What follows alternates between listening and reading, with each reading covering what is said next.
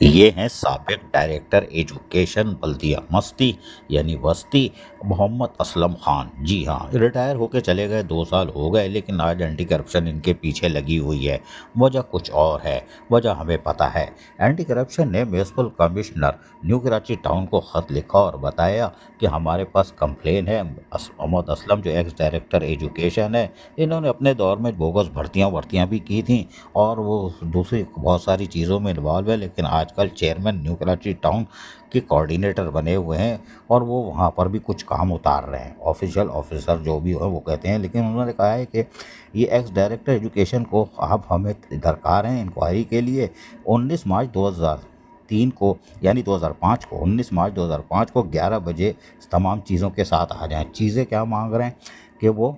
آپ جی اوزٹی شیئر کتنا آتا تھا آپ کا نیو کراچی ٹاؤن کا، کتنا ایکسپینڈیچر ہے 2023-24 میں کیا کیا، اور اس طرح کی NIT وغیرہ یہ پبلش جو کی تھی وہ ساری چیزیں مانگ رہے ہیں جو کہ روایتی چورن چٹنی ہوتی ہے۔ لیکن نیو کراچی ٹاؤن میں میونسپل کمشنر، جی ہاں میونسپل کمشنر نے بھی ایک لیٹر نکالا 18 مارچ 2025 کو، اور انہوں نے باقاعدہ محمد اسلم خان کو مخاطب کیا جو کہ کوآرڈینیٹر ہیں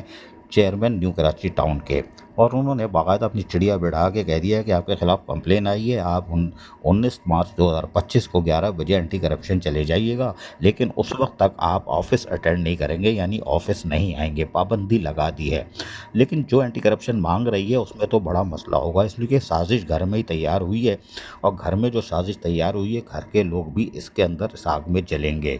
اس کی وجہ یہ ہے کہ جو اینٹی کرپشن نے لیٹر لکھا ہے اور جو دستاویزات مانگی ہے اس میں تو بڑے لوگ پھنسیں گے NIT میں، پچھلے گڑے مردے بھی نکل جائیں گے، سوئی گیس کی روڈ کٹنگ بھی باہر آ سکتی ہے، بڑے مسئلے فیسا غورس ہو سکتا ہے۔ اب دیکھتے ہیں کہ اینٹی کرپشن اگر کھل کے انکوائری کرتی ہے تو جو سازش محمد اسلم کے خلاف کی جا رہی ہے وہ الٹے گلے نہ پڑ جائے، کیونکہ گھر کا بھیدی لنکا ڈھاتا ہے، اور